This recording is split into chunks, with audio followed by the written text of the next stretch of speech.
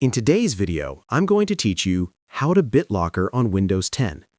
BitLocker is a built-in security tool that protects your data by encrypting your drive, making your files unreadable to unauthorized users.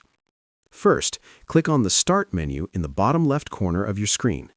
In the search bar, type Control Panel and open it when it appears in the results. The Control Panel allows you to manage many important system settings. Once the Control Panel opens, click on System and Security. This section contains various options related to your computer's protection and performance. Next, find and click BitLocker Drive Encryption.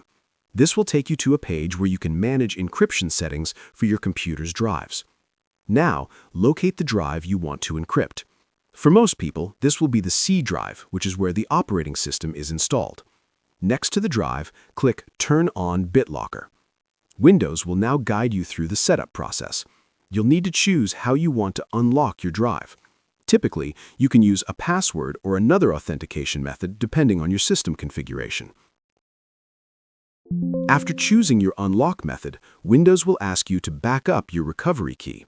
This step is very important because the recovery key allows you to access your data if you forget your password. You can save the key to your Microsoft account, store it on a USB drive, or print it out for safekeeping. Once the recovery key is backed up, click Start Encrypting. The encryption process will begin and may take some time depending on the size of your drive and the amount of data stored on it. After the process finishes, your drive will be fully protected with BitLocker on Windows 10. This added layer of security helps ensure that your files remain safe even if your computer is lost or accessed by someone else. And that's it. You've successfully enabled BitLocker to protect your data.